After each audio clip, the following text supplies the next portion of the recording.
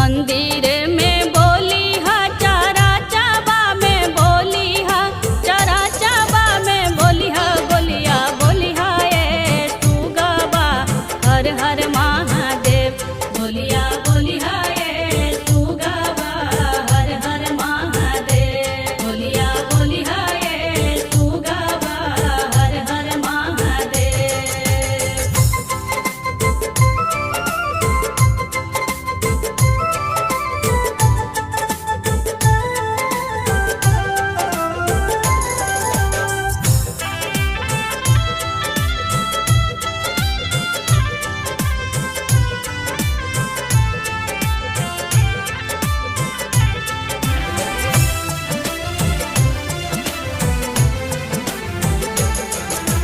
घरबा में बोली हा आंगनमा में बोली हा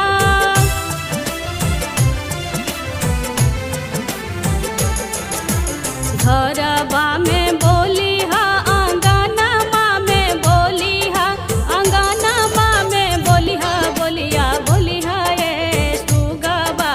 हर हर महादेव बोलिया बोली हा ये तू गवा हर हर महादेव बोलिया बोली हा ये तू गवा हर हर महादेव।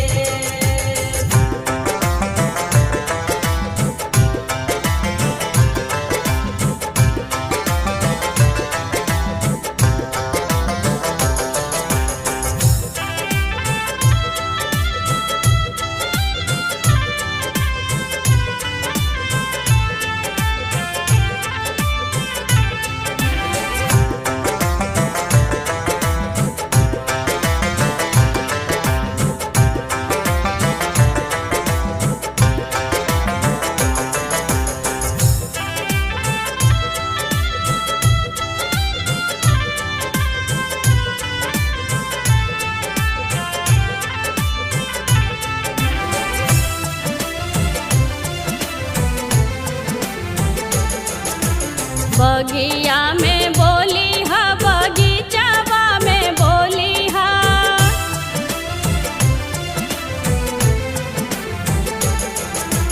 बगिया में बोली हा बगीचावा में बोली हा बगीचावा में बोली हा बोलिया बोली हा ये सुगवा हर हर महादेव बोलिया बोली हा ये सुगवा हर हर महादेव बोलिया बोली हा ये सुगवा हर हर महादेव।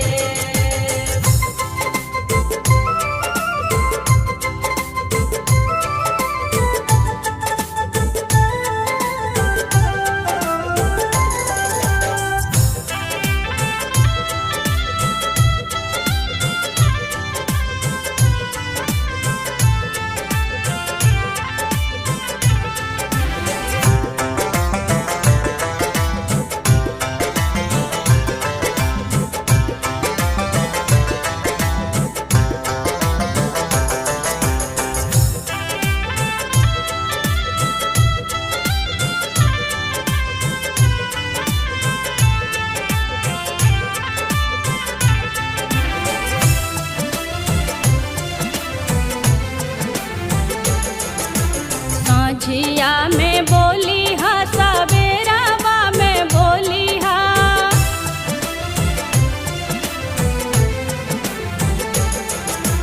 साझिया